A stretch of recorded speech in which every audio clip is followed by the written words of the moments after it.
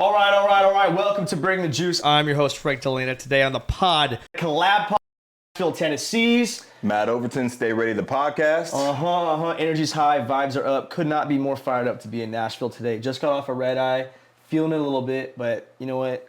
Inject this energy into my veins. Let's go. Welcome to Nashville. I could not be more excited. Hey, welcome to Nashville, boys. First we gonna rock, then we gonna fold, then we let it pop, don't let it go. Somebody can throw you a lob, but if one guy I could throw a lob to is one of our sponsors. I don't have them right now. We will have them later. Coors Light, the best beer on both sides of the Rockies. You see the cans, they're blue, they're delicious on a hot summer day, on a cold winter day, does not matter. Coors Lights, the Colorado smoothie. I'm not sure if you like Coors Lights.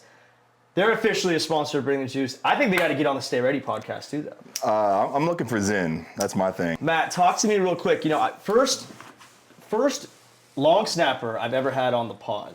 It's an and honor. I'm very, very, very excited because I don't think people appreciate the art of long snapping. They don't appreciate the consistency. They don't quite understand that, because the only time people know your name is when you F something up essentially correctly. Talk to me about that mindset of the long snapper real quick, because we got to get that out there. Yeah, man. I mean, essentially, I'm the upside down quarterback. I take a lot of pride in it. I know it's a very obscure position. I mean, man, growing up, I never knew what a long snapper was until really high school. I'll forever be indebted to the coach that made me be the long snapper. So you had to by default at that point. Yeah, I mean, it was like I was the only one that could do it. It was one of those things where after practice, I think this is pretty typical across the board. Maybe not so much nowadays, because there's kicking camps and snapping camps, and it's becoming this thing where scholarships are provided. But back in the early 2000s, man, there was no scholarship for a long snapper. Damn. You had to be like another position player. Right. You know, and so the coach rounded the group up after the practice. Hey, if you can kick, punt, or snap, stick around. Yes. Let's see what you got. Yeah. And I must have done a decent job. I did it all through high school. I honestly really vaguely remember even doing it, because I was on the field 24/7. Right. Offense and defense, I never came off the field. It wasn't until probably my senior year when recruiting became a thing. Again, this is before like Rivals and YouTube and social media. Like the recruiting process was like, there had to be boots on the ground at your school. Like you had to be a dude. You're old, Matt. Yeah, I'm aging myself a lot right here, but you had to be a guy. Right. To have scouts on your campus. If not, you had to drive and go do an unofficial visit. I think the only visit I did at high school was a JUCO. I went to Delta, which is like in Stockton. So you guys are Fresno guys. So Central Valley, like shout out 209, what's up? JUCO at my school was like, that was the route. Yeah. I knew my ambition and dream was, I mean, I grew up a Rudy fan, wanted to go to Notre Dame. My grandfather played at UW, so I wanted to go to Washington, be a Husky. Then I went to summer camp at Wazoo. Like I wanted to go Pac-10. It was Pac-10 then, you know, and I wanted to go to those schools. San Diego State was another school I was interested, Sac State, Fresno State, the list goes on. But like, you know, the recruiting process, again, there was like, if you didn't have a coach that knew how to do recruiting, like my parents didn't know how to do. Like I wasn't getting all these letters in the mail. So long snapping came into play, where I added that on my bio and my resume, and that's what started getting a little of attention. Mm-hmm. Dude, I was a 5'10", 230-pound offensive lineman, defensive lineman, linebacker, fullback. Like, dude, I wasn't a dude. Like, I was a good player, but I wasn't a standout player, especially when it came to D1. But that long snapping position, that skill set really kind of started to separate me in a way where I was like, all right, maybe this is a thing that I really need to focus on. So as recruiting went on, I was eligible D1 through the process, all that. But again, I wasn't getting any looks. So I had to go to JUCO. Delta was like the clear-cut option to do. Everybody went to Delta or MJC or anything like that. And I was like, I want to be different. So I went to the Bay Area. I went to Diablo Valley Junior College. DVC, what up? Go Vikes. So I went to Pleasant Hill, bit of a drive. I would commute like 40 minutes a day. I was playing with all the De La Salle guys. It was just a really, really up-and-coming program at the time. And that's where, like, long snapping for me, like, those coaches knew, like, hey, like, this can be an opportunity for you to get a scholarship. My high school coaches never once told me anything about that. Right. My high school coaches could care less if I went and played beyond high school. Yeah. You know, like, there was only one coach in particular that he played at Colorado. He knew what it was all about to get there. He was the only one that actually believed in me. But other than that, I mean, there wasn't very many coaches in high school that, like, it wasn't their priority to get guys to move on to the next level. Right. You know, so I got to JUCO, DVC, played 2 years there as a linebacker and long snapper. My first year there, I got the MVP of special teams that year. So I was like, man, this is cool, man. It's working out, yeah. And I started going to camp, starting to develop my skill, really working on it. And man, it landed me at Western Washington University. And again, D2 school. Not a lot of dudes go there to go to the NFL, but my dream was always to make it to the league. Right. Didn't know how I was going to get there or what was going to take me there, but that long snapping skill, man, it was a blessing to have that. And man, it put me on the field fast. Right. You know, it got me on the field, and I was a 2-year starter there, defensive end, long snapper, and that's what got my foot in the door with the NFL. I mean, I got on the radar because of that skill set, and man, I just ran with it. Like, there's guys who strictly are long snappers these days. I played with guys who were strictly long snappers, and then guys who also could run down on kickoff or play linebacker on the depth chart, but they were also our long snapper. Was there a day or a point in your life where you said, hey, I'm no longer a D lineman that long snaps, I'm a long snapper that plays D line? Was there ever that moment? Yeah, I mean, it came when I first had transferred to Western. I was on campus. I did like an early transfer. Okay. So I was on campus late winter, early spring, so that I could participate in spring ball. At the time, Western had just graduated an All-American kicker punter, Michael Kanan. So he was going through his pre-draft process, and I'm sitting in class one day, and I get a text from my position coach that, hey, can you be on the field in like 15 minutes? Mike has a pre-draft workout with the Seahawks. I'm like, sure, go out there, rush to get ready, and I get out there and I snap to him for his workout. Right. Completely against NCAA rules. But again, man, we're at D2, they don't care. You know, they're not going to come down and throw some sanctions on us or anything like that. Right. But no, like after that workout, the scout pulled me aside and said, you know, what year are you? What's your name? Good. Said, I'm just going to be a junior. He's like, hey, man, we're going to be watching for you in a couple years. So it was that spark and that conversation. I was like, oh my, like this can be a real thing here. Right. Like at the end, throw that out the window. I'm going all in on long snapper. But that doesn't mean that I was still there for 2 more years. So I was all about, like, I wanted to be the best DN. I want to be a starter. I want to be a, all conference player.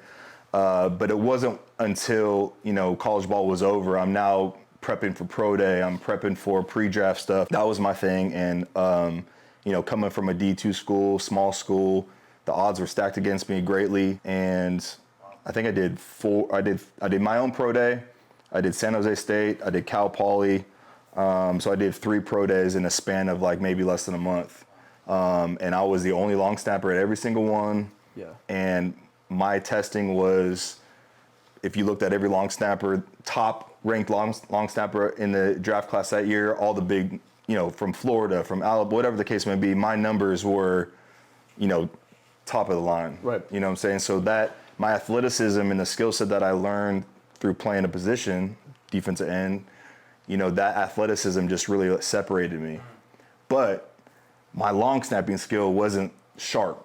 Right. I had nobody at the time teaching me, critiquing me, prepping me. This is all self-taught up to this point. And so when I went to my first mini camp with the Seahawks, bro, I was a fish out of water, man. Like, yeah. I was never taught terminology, schemes, blocking, this, that, or the other. So, like, it was not for long, the acronym for NFL. And at that point, it was like, I really have to find somebody out there that can help me. The YouTubes and, the internet is becoming a bigger thing. And so I'm connecting on Facebook. And it was very overwhelming my first time. I was more starstruck than anything. I was a nervous wreck, bro. Like, I didn't belong there. There's no question about it. Like, I for whatever reason, you know, that door opened up for me to go there. And, man, like, it was just, I felt so defeated as soon as I left, man. Like, but you eventually develop into this NFL career. So there's a period, and I know you didn't have, it wasn't point A to point B. There's all this other zigzag, up, down, get through the gauntlet in between. yeah. And I mean, brushing on that journey, how hard was that mentally to just understand, hey, I got so far to go, and not just throw in the towel of, oh, it was cool, I played, you know, college football, try out for the Seahawks for 3 days. Yeah. I don't belong here. That's it. Was there again a moment of let's lock the fuck in and get after it right now, or what? Oh, for sure. I mean, as soon as I left that mini camp, yeah, I was a little discouraged, but I also saw the guys I was there with 2 other long snappers, like a 10-year veteran guy and then another younger guy, and I saw what they were able to do. My athleticism, like, by far was just it was superior, but my skill set within snapping was just not quite there yet. So from that point on, I knew that I could do it. I just didn't know how I was going to get trained and coached. So I reached out, a guy named Paul Assad, he's a Modesto guy. And so he was doing kicking camps. He was helping long snappers. So I connected with him through a coach. And there was a few times where I'd fly out to Reno at UNR, and he was doing some free agent camps in there. So Paul at that time was one of the only coaches working with specialists predominantly. And so it was through him that I really started working and refining my craft. He was helping me. Again, he wasn't really a long snapping coach. Right. He kind of knew how to do it. He was a kicking guy. But again, being around, he brought a lot of long snappers around. So I was able to learn from a lot of my peers, all guys who played at big schools, guys that were in and out of camps.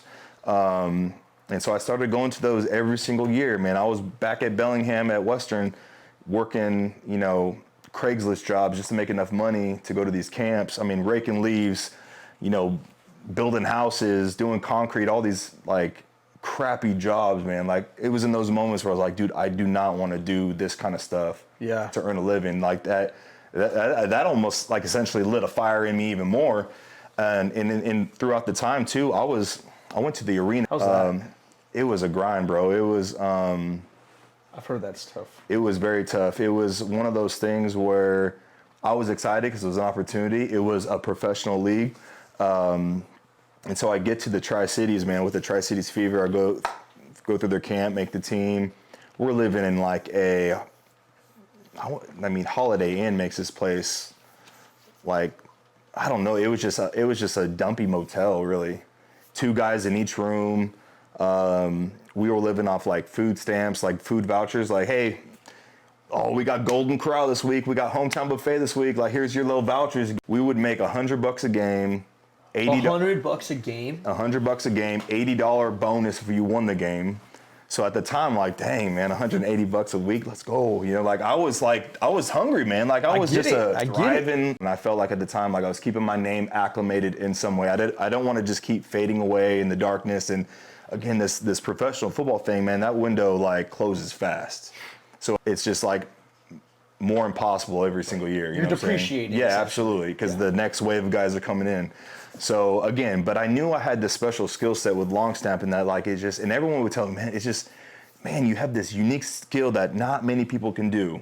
It's not like you're an O lineman or a quarterback or a skill position, like, where everyone's playing those positions. So I just knew I had to keep working at it, keep going. The Arena 2 League, and then at the time there was kind of this like rumor going around that there was a new league coming up. Because the CFL wasn't even an option, because they're not going to bring just a long snapper in to use one of their American roster spots. Even though I did some workouts with those teams. But there was some rumors going around about the United Football League starting. And I was like, man, this would be great. This would be a great opportunity for specialists, because this is what we need. If you're not getting into a training camp, like, there's no other place to play. Right. So I went back to school, graduated in 2008. Which was just an incredible blessing. I was able to just go back and finish that out. At the time, I was playing like a semi-pro league in Bellingham, just like dudes in their 40s and 50s and guys just out of like high school, guys in college that I played with, like just playing community ball, like semi-pro, Whatcom County Raiders, shout out. We were national champs, went to Vegas, got that dub. And my coach was like he was like the Don King of like semi-pro football. Wow. He hyped our team up to where we went to Vegas for like the national championship of like semi-pro. And we go out there, we played a team from like, I don't know, Florida or something like that. We ended up winning it, but like this coach thought like we were the greatest team to ever exist. And he was like telling like all the guys on the team, I got connections in the league. We're going to get you there. So I'm like, all right, dude, like this is fun, right, but like right. this is not a stepping stone to the next level. But anyway, I did leagues like that, and I just loved playing the game. And that time with the Whatcom County Raiders was cool, man. Like it just kind of brought the love out for the game with me, and I was months before that I was in a mini camp with the NFL team, so it was just kind of a surreal thing. But the UFL broke ground, and I was like, I need to get into the United Football League because it's ran by NFL coaches and GMs, all NFL special teams coordinators. They were bringing in, they had Dante Culpepper, Jeff Garcia, Mon Green, all these big names signing on. So I was like, oh, this is legit. Like, we're going to be playing on ESPN2, whatever network was on at the time. And, bro, I'll never forget the moment that I was on Facebook one Sunday watching the 49ers, and I get a DM on Facebook because at the time I was pimping myself on the internet like crazy. Every workout video, every snapping video, anything you could think of, I was throwing on the internet. Yeah. You got to sell yourself. Yeah. Absolutely. I don't even know if I had an agent at the time. And I get a DM from the punter from one of the teams in the UFL, the Florida Tuskers. It was Todd Sauerbrunn. Todd Sauerbrunn had been an all-pro punter in the NFL for a couple of years. He was no longer in the league, but he was now playing in this league. Okay. He shoots me a DM. I don't even know him. We're just, friends on Facebook. He's like, hey, man, our long snapper got hurt in practice. Here's our special teams coordinator's phone number. I've seen your videos on Facebook they've been posting. Hit him up now. We need a guy. I'm like, cool. Slam the laptop down. Call this coach up. Hey, coach, it's Matt Overton. Who's this? Hey, it's Matt Overton, long snapper. You don't know me, but hey, I heard your long snapper's hurt. Can I get my film to you like ASAP? Long story short, the video gets there. My mom helps me package like this DVD, like bio and all this kind of stuff. And like in an envelope, and you send it out? Yeah, like old school. It might have been. It wasn't VHS. And 8 hours later, I'm on a flight to Florida for a workout. Wow. Get signed, and I play in the UFL that year. But that opportunity right there, Seahawks signed me right after that season. Right. Back again, So I went back for my second stint with Seattle.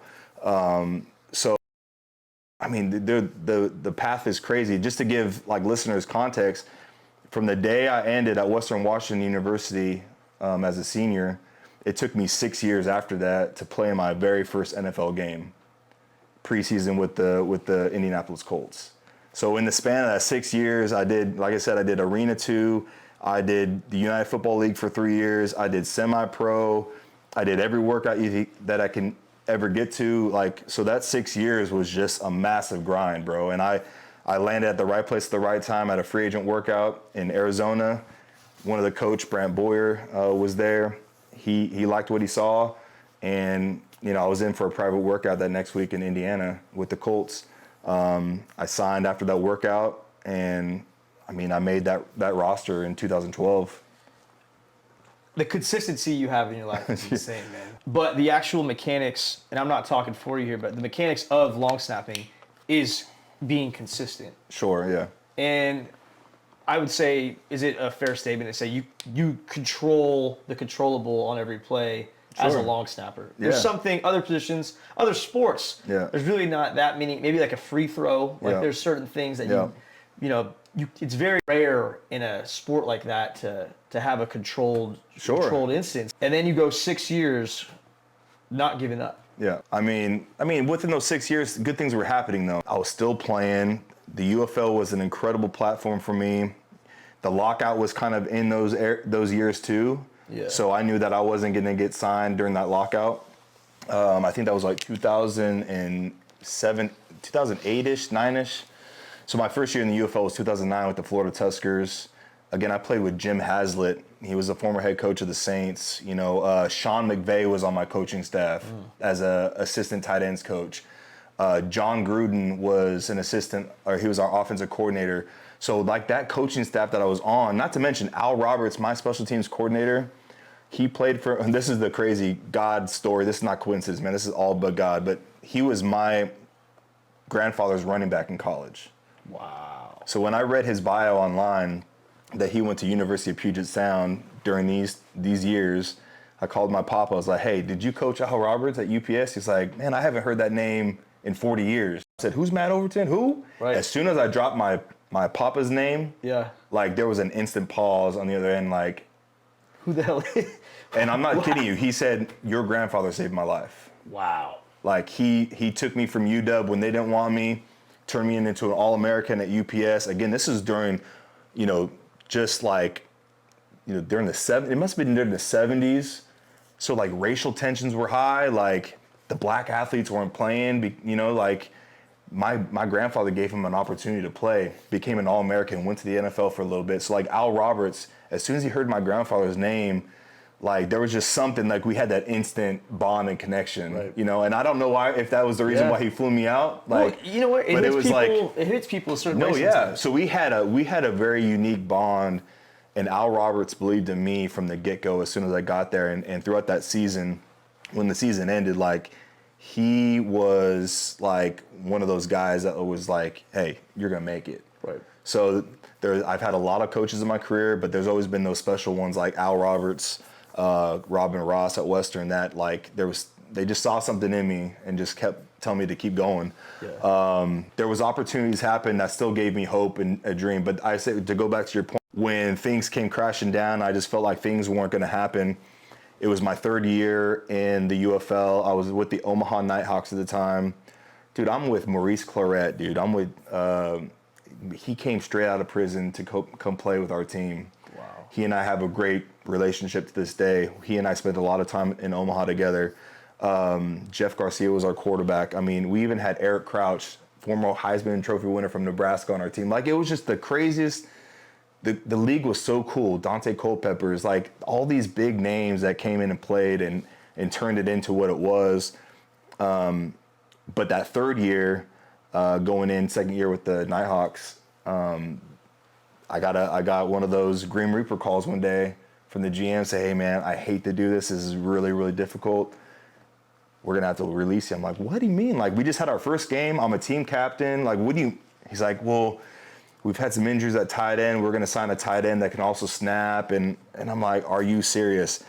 That guy ended up being Kyle Nelson. Kyle Nelson ended up playing in the league for a handful of years with the Niners and Washington, and so he bounced around. But like, he was a good snapper. So Sure. Much respect to Kyle. But at the moment, man, I was like, are you serious? I've been released from every other league. Now it's like another league cutting me. You know what I'm saying? So that was 2011, and I told my family, told my agent at the time, said, listen, I'm just gonna put everything all in on 2012, give it one more go, and that was where I went to that camp. Colts saw me, Yep. brought me in, and like, bro, God had a favor on that opportunity, man, big time. So like, it's been incredible, man. So, and I've played alongside some of the greatest players at that position: Adam Vinatieri, Pat McAfee. Yeah. How was that? I mean, I walked into a very intimidating room, like, not to mention the snapper that was there with me, Justin Snow. He had been with the Colts for 11 years prior to that.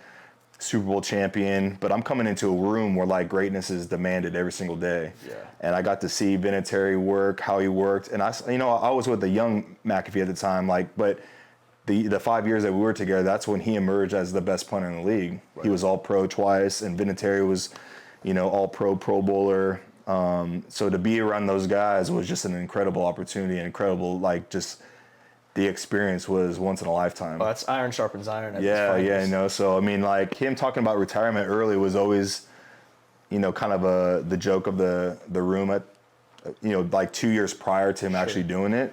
It's like, no way you're gonna do it. But like, as things started to happen for him off the field, he did a comedy tour. Right. He was doing his own stand-up stuff, like locally. Like, I mean, I was at his very first show that he ever did at a bar like every Tuesday night. Like he did his own little show. Then Barstool came into the conversation later on, and it just was like the perfect storm for him just to step away. And everyone called him crazy for doing it. I know. But man, joke's on everyone else because man, he's the pioneer of what he's doing. And now not every athlete, but so many more athletes are now like, dude, I'm gonna hang the pads up and helmet up now. It's not that simple. What Pat does is very unique, and he has always been that way. Like his personality, his business smarts, like just the attitude he has, like he can't be replicated by any means. But guys are now getting into the analyst thing and like all that stuff. Where 10 years ago it was kind of like it was the mainstays every single year. Let the old guys do it. But now the money that's in it, guys are like, dude, yeah, I'm gonna go chase that instead. Now podcasting, it's huge. Speaking of podcasting. Yeah. All right, so we talked a lot of football. Also, I want to point out you were a Pro Bowler. I want to make sure you get that shout out. Yeah. That's thank you. That's badass. I will say this though, like the year that I got selected for the Pro Bowl, I don't think I earned it. Okay. I had a good season, but I had some people in my corner that helped me get there with my coaching staff and all that kind of stuff. So the way that it works is typically we made it to the AFC Championship that year. Right. We lose to the Patriots. So typically what happens for the Pro Bowl is that losing team, coaching staff, they represent the AFC for the Pro Bowl. The losing team in the NFC, they go to the Pro Bowl. So I had my coaching staff vouch for me because at the time there was no voting for long snapper. That was the only position that they didn't vote for by their peers. Now that has changed. Okay. So guys are voted in by their peers, which is, it should have been that way from the get. Yeah. But at the time it was always like, the long snapper was always like, okay, that's that additional roster spot that we need for the game. So my coaches vouched for me to bring me on. The other staff brought their guy as well. So yes, I got to experience the Pro Bowl. Yes, I mean, that was an incredible honor, but I felt like I never necessarily earned it. I felt like I earned it the next year, and I'll tell you why. The next year, I probably had the best season collectively from just a technical standpoint. I think I led the long snappers or one of the top guys in tackles that year. McAfee and Vinatieri were both Pro Bowlers that year. So I was like, man, this is like, if those guys are being the guys, like why not? I was a part of that. I didn't get the nod because I don't know, the guys that got picked are great snappers, don't get me wrong, but I felt as though when they did the voting, it was right around the time that we were going back to the AFC Championship, or we were in the playoffs. Yeah. And so the fact that we were still playing, maybe that had some factor into why I wasn't selected because I was still playing. But nonetheless, I was devastated after that 2014 season to not get recognized to go with Pat and Vinny. Yeah. Because I felt like, man, the trio should have just went together, rightfully so. The unit would have been sweet. Yeah. So, I mean, I honestly just don't feel like I earned it, Fair enough. Yeah. But your journey, I mean, it's impressive. The level of consistency that you put into a craft and have had success, that isn't just a straight line. It's had a lot of ups, downs, sideways, like I said. Yeah. How did it start? Why did it start? Give me some context as to like what went down. They just kind of, it was 2017. I report to Indy for my 6th year. And at the time, we just got a new GM. And I don't know, a month or so into the offseason, got the draft coming up. So prior to the draft, there's usually kind of a wave of cuts because they know that now they're going to draft some guys, free agents, undrafted free agents are going to get signed. So, dude, I wake up in the morning, do my thing, do my reading, my Bible study, my journaling. Dude, I get the most random, like, text message from somebody from the Colts saying, hey, the GM wants to see you. And up to this point, I've been in the facility for, I don't know, about a month since he's been hired, and we've had really no interaction. Yeah, we introduced each other, but I never had an opportunity to really meet him. Yeah. And, dude, I go in and, like, I'm getting cut. And I'm like, what the? And there's no other, Pat had just retired. I'm getting released. Vinatieri is like, what the F is going on? There was no foreseeable guy that was going to like fill my position. So that day was tough for me, man. I just got sideswiped, the rug, pulled from underneath me. And, so I just I took a few days to kind of let it sink in. I was pretty optimistic. I was like, oh, I'll get a call, man. Like, there's no doubt that somebody will bring me in. Yeah. And so, like, as I started training and started, like, posting some snapping video, and at the time, it was just like, stay ready for that call. It all revolved around getting a phone call and getting an opportunity to play again. Right.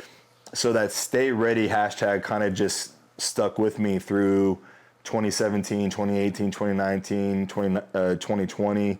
Every single year, like, something happened. I went to Jacksonville for about 2.5 years, got hurt one year, came back the next year, got cut in the next year. Like, so I was there for 3 years consecutively, but in 2019, I got released right after the final cuts. My name was even released, like, introducing your 2019 Jacksonville Jaguars, and I'm on the list. Like, you had the Jumbotron. Dude, my name was on the roster. Like, I'm cool. But during that time, all these other teams are releasing, 40 guys at once. Yeah. And they acquired another long snapper from another team that just got cut. I'm like, oh, man, are you serious? So I got cut on, like, the official roster day. Didn't play at all in 2019. I had a little stint with the Chargers as an emergency backup guy, but didn't play at all in 2019 outside of preseason, no regular season games. So again, the stay ready mindset just kept going, but it started becoming more of like just a faith-based type mindset to where, like, listen, like, God, if football is in the plan for me that you have set, like, I'm just going to trust you and I will stay ready for that opportunity. But I'm also going to stay ready for other doors to open or close. I'm going to stay ready to, just be a better husband, be a better friend, be a better whatever, help somebody when I can. So it kind of turned into this, like, faith-based mantra. Yeah, it relates a lot around football and staying ready for opportunities. Of course. But it's really kind of grown into this, like, testimony, faith-based style mantra. Dude, stay ready when you get knocked in your butt, man. Like, how are you going to respond? That awful call that someone in your family is not doing well or they passed, like, it's just so many things that you can relate to in life. And it's all about how we respond. And as being a believer, like, man, just, like, standing firm on my faith, you know what I'm saying? Never stray from that. And so it's grown into that. So 2020, I was playing here with the Titans. That's what brought my wife here and out of Nashville. Had my first Stay Ready hat made. So I made my first hat, got my first wave of hats made. I know you got a lot of hats out here, so I brought you a Stay Ready hat, just throw on the table, man. But yeah, man, just kind of. Yeah. But this Stay Ready hat right here was like kind of a law enforcement. I like the American flag on it. Yeah, well, there's an American flag, but you got the skyline of Indianapolis in the back. Okay. So it's pretty sick. So I had like a law enforcement, first responder kind of inspiration, but also a tribute to Indianapolis because, like, that city means the world to me and my wife. Yeah. So we started doing that, partnered with JRT to create the hat. I wanted to share more about my journey, share more about what Stay Ready means to me. Looks good on you, man. That's Colts blue right there too. It looks good with my eyes. But man, so I reached out to Justin. We had mutual friends. He was doing some photography for a lot of athletes and trainers in town, and we had a meeting. You want to do a podcast? Hell yeah! So we did it. We just like, it was just an organic thing out of my garage. We made this little makeshift studio. Yes. And then I left for the season to go back to, where'd I go? Dallas. Oh, And so then we just kind of reconvened once I got back.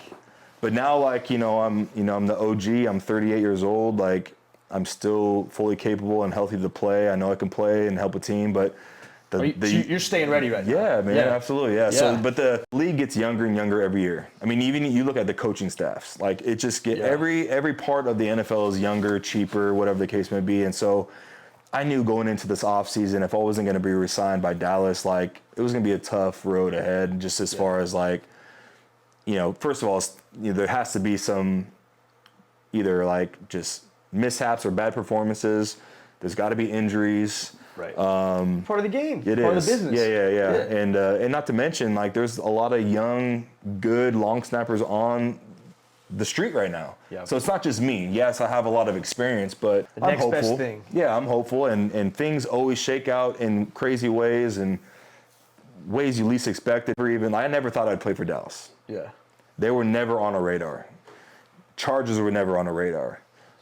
Titans were never on a radar. Like, these teams, like, were never teams that, there's always been like a team that always checks in. You know, like, I've always had Arizona, Minnesota, all these random teams, but I've never even like stepped foot in those facilities. It's always been a team from like left field coming into play, and I end up going there. And it's always, I've been very fortunate to always be on a good team too. Yeah. When I was in Jacksonville, bro, I went to Jacksonville in 2017.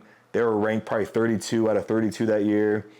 I mean, it was just a debacle. Walking into another AFC South opponent where like there's 20,000 fans there a game. This is no disrespect, but when we would play on the road in Jacksonville, they would try to do whatever they could to get people into the stadium. The top bowl was always tarped. So when I went there, I'm like, gosh, Jacksonville of all places, like, are you serious? But bro, like, we went to the AFC Championship that year. Dude, we had that team, one of the best defenses in NFL history that year, Saxonville, man. We had like Calais Campbell, Yannick, we had Jalen Ramsey. Bro, the list goes on of the talent. Leonard Fournette, Yeah, some ballers. Alan Hearns and Allen Robinson. The talent was through the roof. And we went to the AFC Championship that year, man. It was wild. One thing I like that you said, and it's one of the reasons I kind of started Bring the Juice. I hit a point where I said, okay, I've put so much into my athletic career. Yeah. And as a football player especially, all that matters is if I'm a wide receiver, I need to catch the ball. Yeah. I need to get better at catching the ball. I need to get better at my routes, get better at my blocking, know my schemes.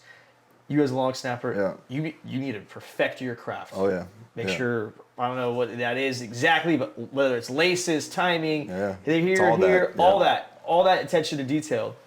And with that, obviously you got to put the work in, right? You got to have the attention to detail and study and do the extra things. But all BS set aside, if you give extreme effort to a program, a team, a business, whatever that be, you have a good attitude going into it, you take care of what you need to take care of, handle business, and then if you sprinkle in having faith with that, I think it's an unstoppable force. I truly do. And I had that mindset for football. I pray before practice, I pray after practice. Not something crazy. Drive home. I'm not over the top on it, but it was a real struggle trying to figure out how to take everything I put into my athletic career. And then my mind was, I was just done one day. Yeah. Right? My athletic career was done. Yeah. Shish kebabbed up, baby. Tore my calf, blood clots in the leg. You're done, right? Yeah. And like I kind of mentioned earlier, my family farms onions for a living.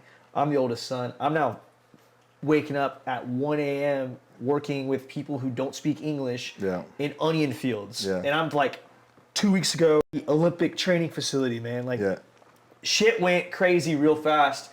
But I knew what I was going to do. Yeah. And I thought it wouldn't be that hard. I grew up on this onion farm. But you don't realize how much of that identity is you as an athlete. Oh, yeah. And I try to use my platform we haven't really talked that much about, your favorite moment of football. Yeah, I gave you a shout out for being a Pro Bowler. But it is what it is. But you're so much more than that. And there's so much emotion that goes into that to you as a human being, to where when it's taken away from you, you don't know how to translate that same energy, that same, fired up mindset, attention to detail, the business side of it, the faith side of it, to just like, okay, I'm working it wasn't a 9 to 5, it was more like a 2 a.m. to 6 p.m. But how could I make that same thing that got me so far in sports successful as a businessman, a business owner, an employee, a boss, a father, a husband, a brother, a friend, like you said, just a man in your community. And I think trying to translate that from a life base was one of the things that I realized I was struggling with. And my first 20 episodes, I'm just talking to dudes about the same things that I was struggling with. Yeah. It has a huge faith base to it. Mm-hmm. And the guests you've had on, do you strictly talk faith? Do you talk life? The juice right now on so, Stay yeah, man, like... Are we on the same vibe? Yeah, to kind of touch on what you're talking about, like... Please. Yeah, football was my world forever. I mean, up until probably the day that I got cut in Indianapolis, like, the three pillars in the Colts locker room and the Colts culture is faith, family, football. Well, at the time, dude, it was probably football before anything. Yeah. Family, faith, maybe those were interchangeable. But nothing ever came before football. Like, when you make it to the league, and even when I was grinding those 6 years I'm talking about, football had to be the priority to make it. Like, I never had the God-given ability to just stand out and not put any work in. Can't do it. Yes, long stamping was a very gifted skill that I received, but I had to work at it. So, like, in my mind early on, and again, there's you can justify times where you put things in front of the other. We all are guilty of doing it. But there was a time in football when I made it to the NFL, like, I want this to be I want to have a career. Yeah. I remember with Vinatieri, my rookie year, we're standing by the goalpost one day. He's like, and mind you, he's going on year like 16 at this time. And he's like, you know, how long you want to do this? I said, man, like, if I can get to 10 years, that 10-year mark is such an incredible, like, achievement, because the average is like 2 years now, you know what I'm saying? But I'm talking to Anna Vinatieri, who's on year 16, arguably playing the best ball. He's got 10 more years to play. And I'm thinking, like, how can you play at a high level every year, making the clutch kicks, like ice in your veins? Like, at the time as a rookie, 10 years to me seemed like an eternity. Like, I'm just trying to survive Wednesday. Right. You know what I'm saying? Like, I was on edge. My special teams coach ran me to the ground my rookie year. I wasn't hazed by any means, but bro, there was days where I'm like, this dude is verbally abusing me. You know, and thankfully I had Pat and Adam, but I had at the time, like, football, or if I'm gonna be the Colts long snapper, bro, like, football has to be my priority. And I kept it that way for a long time. But as soon as I got released from Indianapolis in 2017, that's when I realized, man, my priorities, like, my identity was only in football. Yeah. Like, I was screwing up relationships. I was doing things. I was chasing things that just I should not be chasing. I was chasing unicorns, man. Like, I felt like I always had to fit into a certain social group. I moved to Nashville that year too. Like, Nashville has a lot of temptation here. It's a great city, a lot of great morals here, but bro, there is, like, in any major city, but, like, I was chasing things. Like, I was trying to just rub shoulders with every country artist in town, and, like, I just wanted to fit into, like, this world that I thought I would love. Right. And it just led to emptiness, man. So when I got cut, God took me to I'm not kidding you. When I said to my agent, these are probably the top 3 teams I want to go to, and these are my least top 3, and Jacksonville was at 32 or 31. Because on your list? Yeah, oh yeah. And where did I go? I went to Jacksonville. You know, oddly enough, there was only one person on that roster that I had played with. Typically, you walk into a locker room, like, know a few guys. You know, like, you know, especially if I played at Alabama, right? You have dudes that are all sprinkled around the league. I didn't have that. There was no Western Washington vibes. What up, dog? Like, no, we didn't have that.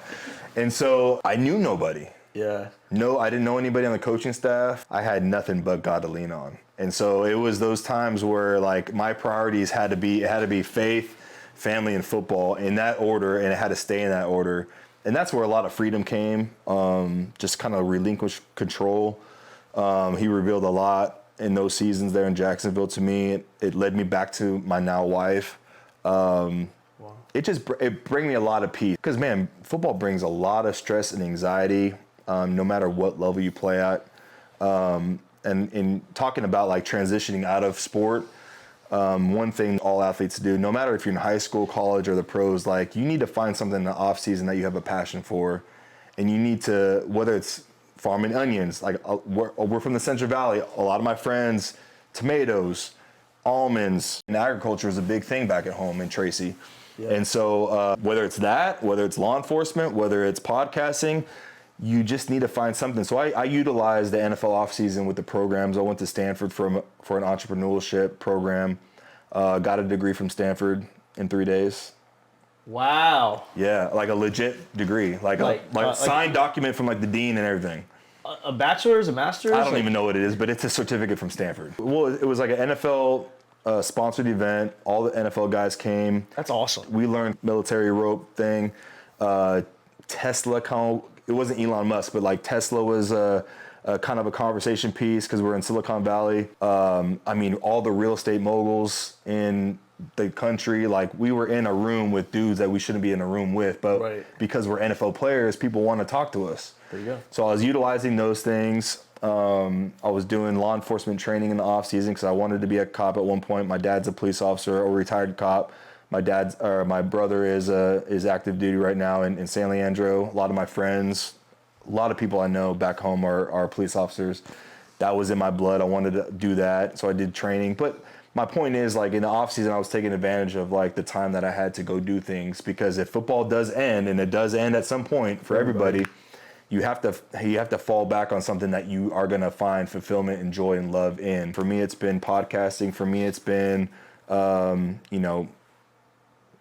mission projects, whether it's like serving through our church with my wife and doing things like that, investing in real estate. Like, there's been a lot of things that I love and enjoy doing that when football is over, and I've kind of, this year has been a very big year for me spiritually in the sense that, like, I know I want to play football. God knows I want to play football. It may not be in the cards, but I also have just a pure excitement and joy for what's next too. Right. Whereas 5 years ago, I was scared to death to not have football. Yeah. People fall off a cliff when football is no longer your identity, in sports in general, anything. Yeah. As soon as you get that jersey ripped off and you hang the cleats up, it's hard, man. I think football hits a little harder too, though, because there is no like true church league. No, you can't play rec league, tackle football. I mean, there is the Olympics for flag football.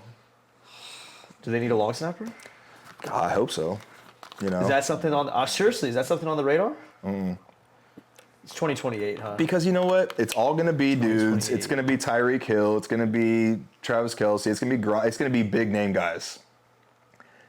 And I don't even know who they're gonna play against. It's like, hey, we got Argentina coming in to play against USA, and I'm like, what? Like, it's such a weird thing. Pickleball should have been the sport they added, right? Am I wrong? Could they still do it, or is it too far away? I don't think. I think it's all been announced. It's gotta be. Yeah, but it'll be soon. What I'm just thinking, is there linemen? Is it like 7-on-7? I think it's just 7-on-7 with a timer. I don't know the rules, but like Gronk is showing expressive, like, yeah, I'll come out every time and play for Team USA in the Olympics. I mean, why wouldn't you? Well, if it's Gronk, I'm just thinking like you don't get to tackle him, so you might as well just get the tallest. I know, but football is not. Throw it up. Football is not that big. No. Universally. No, it's not big. It's us versus. You're probably gonna have Team Mexico. You're probably gonna have Team Japan, China, that kind of stuff. But like maybe Germany, yeah. Yeah, but what happens when it gets a little too physical? A little too much testosterone on the football field. Well, then you're gonna get Gronk spiked to the head. I could see. That's my concern.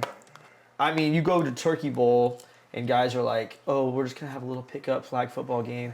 You have too many intense dudes that have played at a high level in a Turkey Bowl. It's like pickup basketball, dude. Pickup basketball ends in a fist fight 1 out of 3 times. Yeah, dude. You go to a YMCA and you play against dudes that play D1 ball, or guys who should have played D1 ball but they went to prison instead. Yeah. And they're just balling on the court, and they come just shove their elbow right into your chest as they dunk over you. Yeah, I know. It's real. Pull up Michael Irvin. Dude, that's where ankles get broken. Like, I've never been more humiliated when I was playing pickup basketball at Western against one of the guys that played on our team, and he did like an MJ jump from the free throw line over my chest, like dunk, like, and I'm like, that was incredible. But his knee went right into my, got up there, his knee went right through my chest. I'm like, I just stay away from basketball. I'm a pool basketball guy. Big in the pool. I'll drag you into the deep end. Well, that's why pickleball, man. That's like, it's big. It's getting big now. It's not big. It's huge. Really? It's massive. One of my uncles, he was the AAA baseball coach for the Texas Rangers for a while. He's now a scout for the Giants. Shout out Rangers. Yeah, shout out to the Rangers.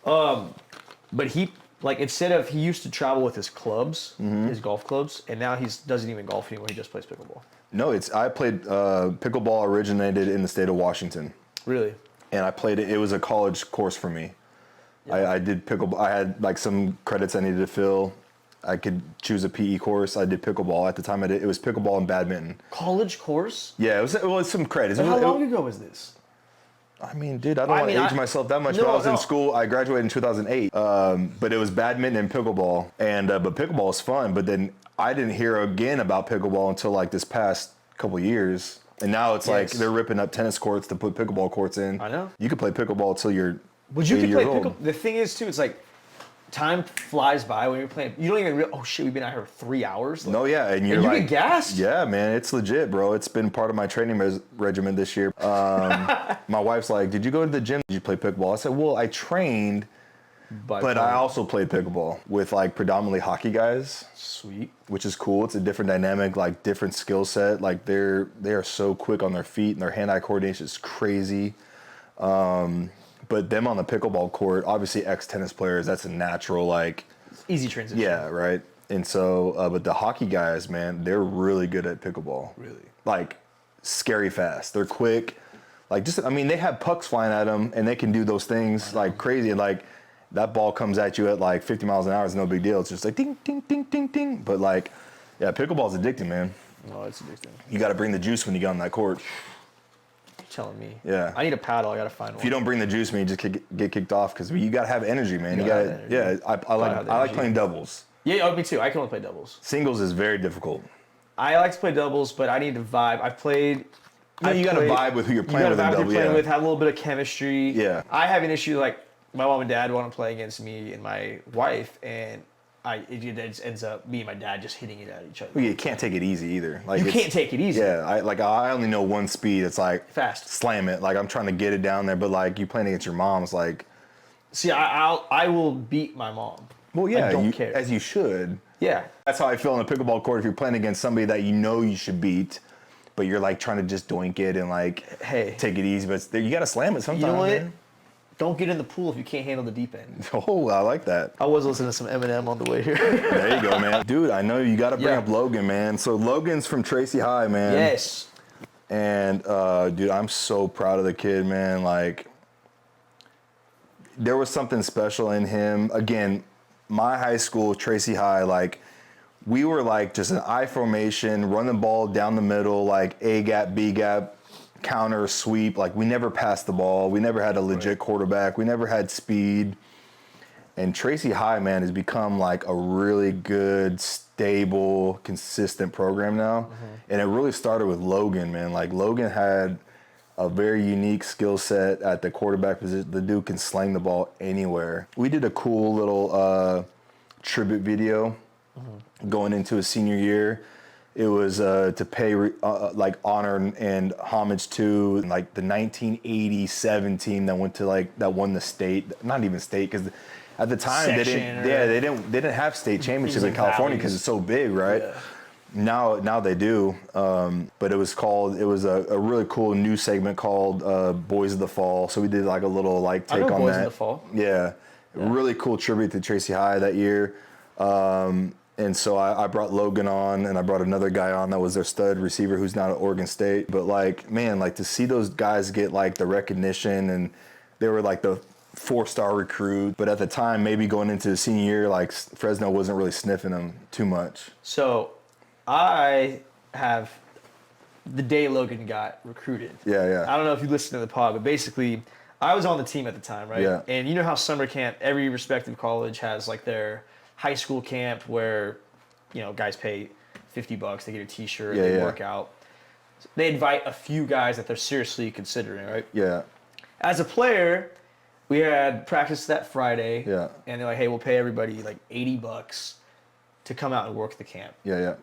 I went to these camps growing up. So I'm out there, it's summer conditioning, blah, blah, blah. Fall camp's like 2 weeks out. This camp goes on, and I'm out there.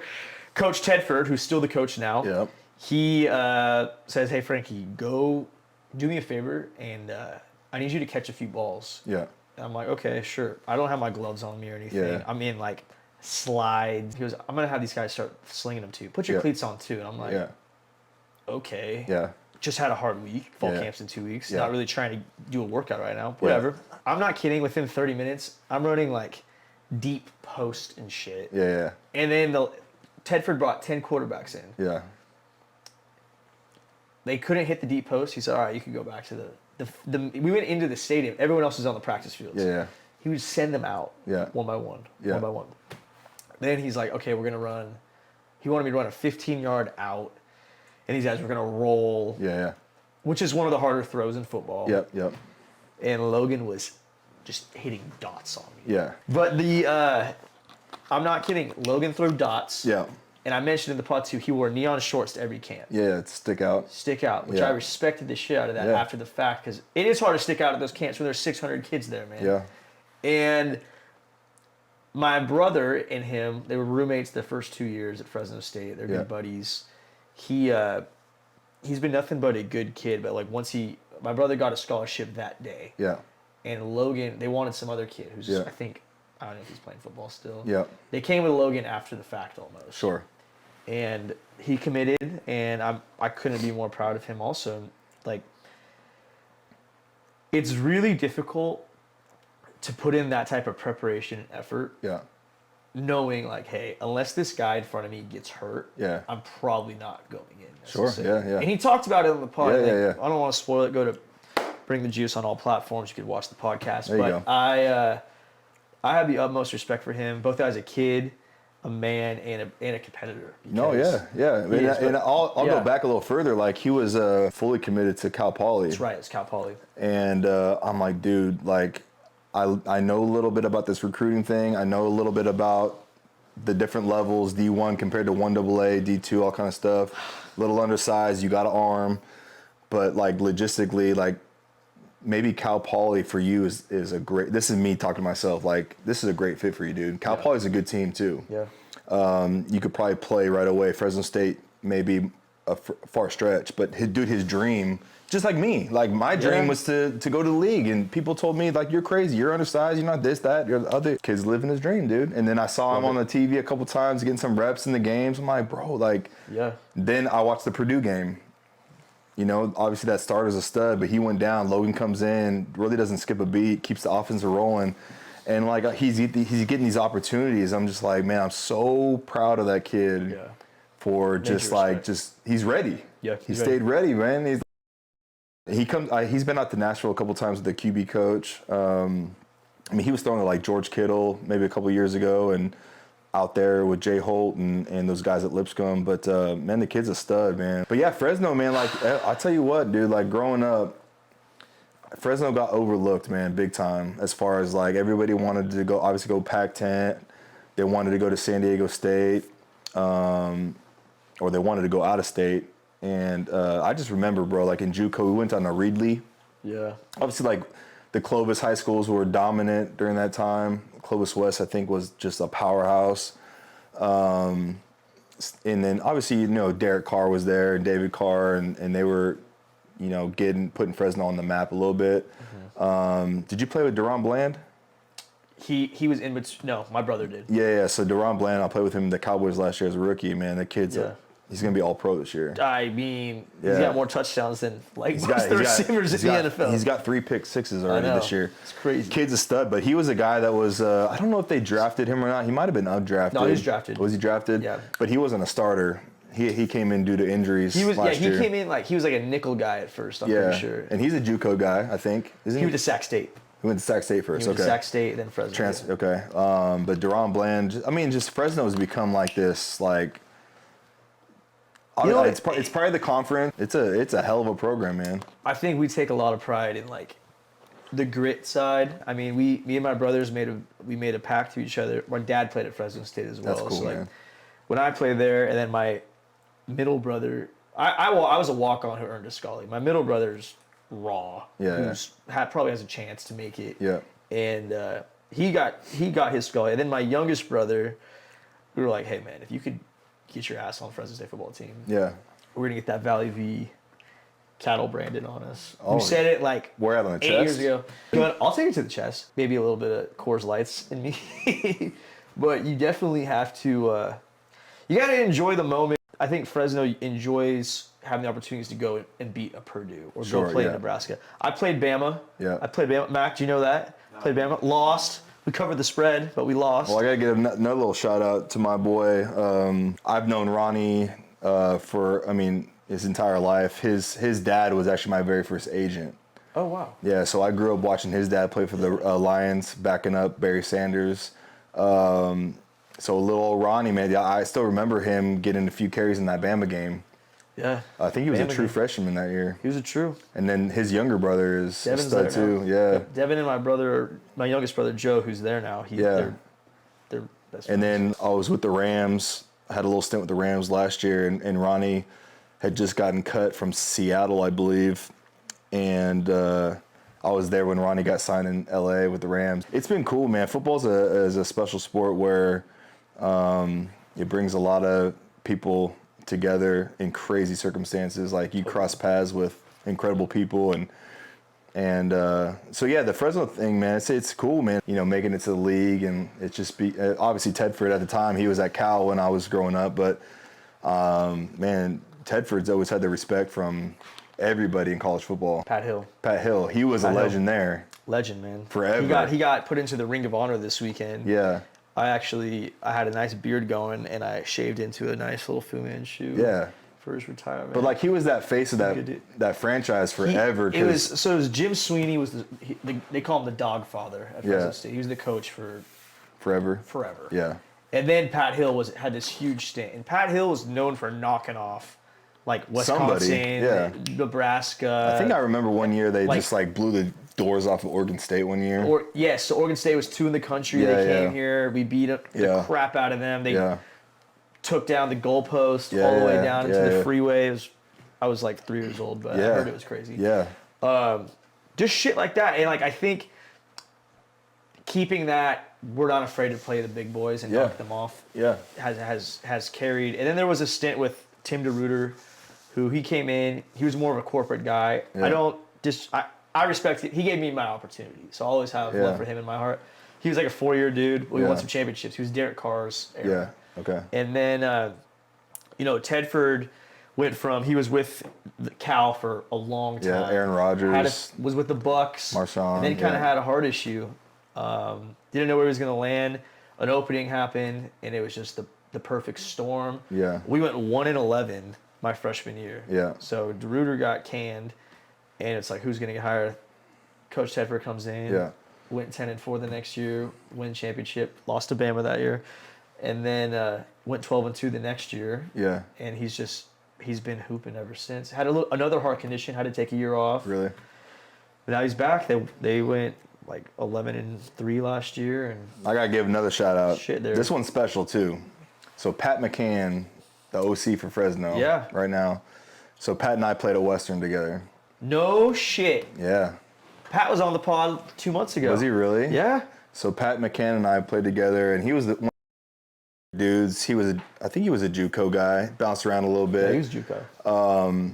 He came to Western. He was. I left a year before he did, but he was that guy that he was really good, and so he had the ambition of going pro, and he had little stints here, CFL workouts and stuff like that. But Pat came and stayed with me one time when he had a workout with the BC Lions or something, and so to see Pat he went bottom of the barrel college football coach D3. Oh, he told me all about it. Yeah, It's crazy. We had a game in New England one year. It might have been the playoffs, but I met up with him before the game for dinner because he was coaching at a Massachusetts something small out there. Yeah, but to see him climb, and now he's an OC. It's dude, you're the fact that you've within 10 years you become a OC of a still in his 30s. Yeah.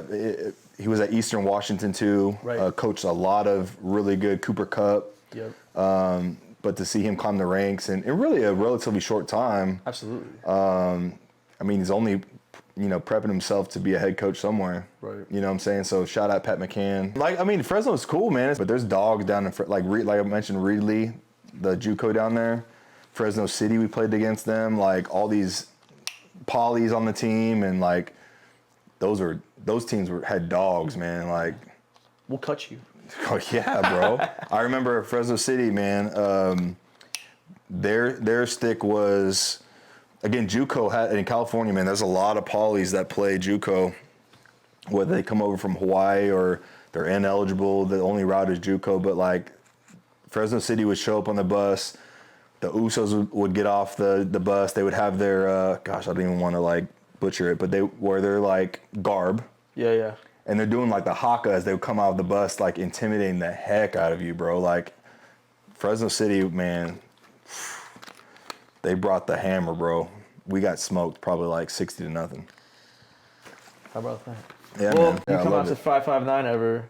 We'll take care of you. Steak dinner. Make sure you don't get. We'll come to the 209. We'll take care of you too, man. All right, you know, yeah, on Logan Fife, man, the mayor of Tracy. Let's go. Trip out. Dogs might make it to the Mountain West Championship. We got Boise this weekend. Is Boise still good? I don't even pay attention. I mean, Boise. We hate Boise. Okay, They hate us. that's your rival. Yeah. I mean, it's one of a few. Yeah, We hate each other yeah.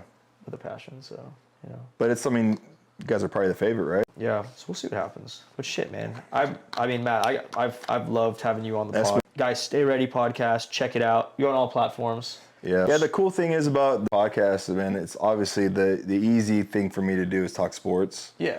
I have a lot of country artists on. I mean, we're here in Music City, so it's like it's so easy to like just grab all these artists, all different walks of life. We've done a lot recently with, up and coming artists. Yeah. So thank you so much. It's been fun. Stay Ready podcast. Bring the juice collab. Get your piss hot. Stay ready so you don't have to get ready. Subscribe, unsubscribe, resubscribe, all that good stuff. I guess I gotta we'll put see it- you next let me- week.